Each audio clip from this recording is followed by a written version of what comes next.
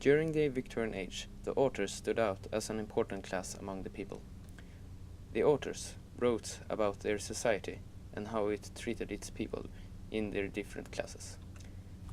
As the city grew rapidly, more people got educated in writing and reading. The authors took advantage of this to spread their knowledge about how society treated its poor people. In literature, one can use a pseudonym as a way to conceal a real name. Another word for pseudonym is pen name.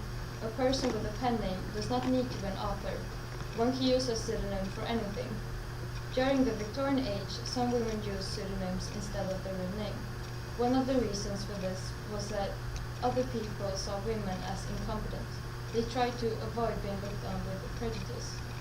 The famous writer Mary Ann Evans called herself George Eliot. She was born in 1819, and her first book was Scene from a Clerical Life, which was released in 1858. The year after, Mary Ann Evans revealed her real identity and the new, at that time, novel Adam Bede. During the Victorian age, more and more people began to read novels, newspapers, etc. This had many reasons, but the main ones were, firstly, that education became compulsory at the age of 11, and secondly, that child labor were to a certain extent abolished. These laws made it possible for almost all Englishmen to learn to read. The authors were fast to take advantage of this, and many chose to publish their novels serialized in newspapers. And by the use of cliffhangers, they made readers stuck in the story. And many of these authors later observed and analyzed the reactions and the comments of the part and used this to alter the upcoming parts and chapters for the better. So you could actually call this a sort of 19th century TV series.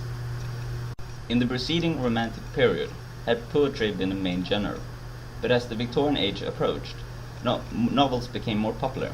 More and more people started writing novels, and it became a business as never before. Novels were important in society and got an increasingly significant role, where they highlighted important issues in the community. Novels are faces realistic portrayal and represent many important issues of the time, especially the hardship of the poor.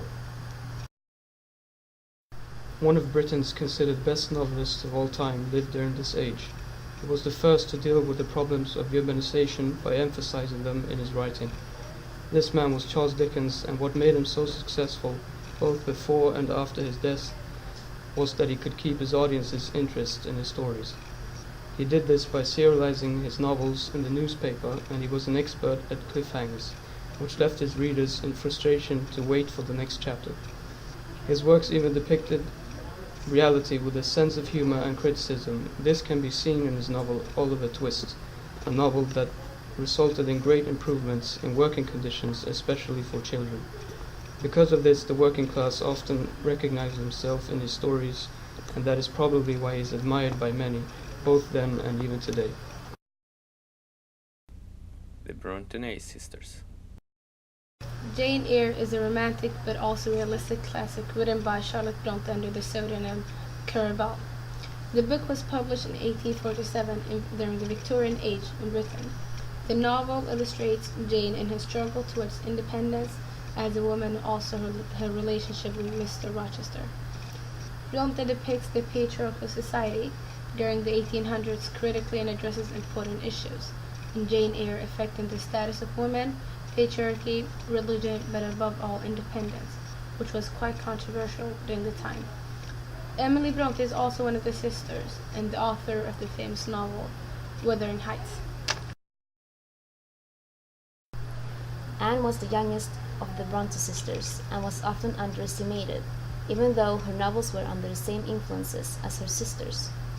They often portrayed the everyday conditions for women during the Victorian age.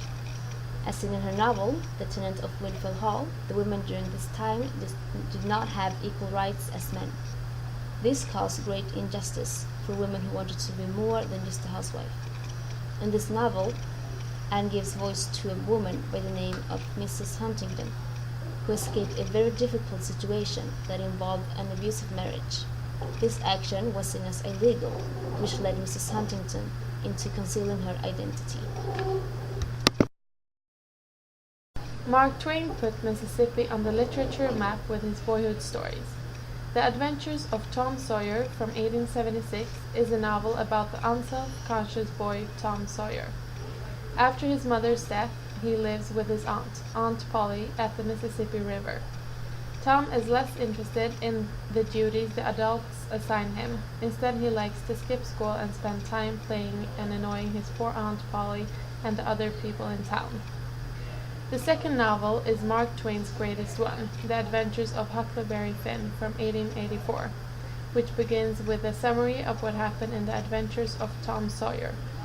Huck is an orphan in the state of Missouri, and when the Puritan woman in the town tries to civilize him, he flees, together with an escaped slave, Jim, on a raft on the Mississippi River.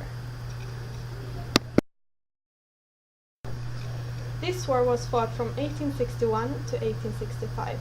The background for it was mostly because of the dispute between the South and the North in the USA. The South wanted to keep slavery, while the North wanted to free them. The ideal for a British woman during the Victorian age was to be something called the angel in the house, which consisted of being pure and obedient towards the husband. For unmarried women, this posed as a problem due to very few opportunities when it came to education or employment. Many of these women worked under horrible conditions in order to avoid becoming prostitutes.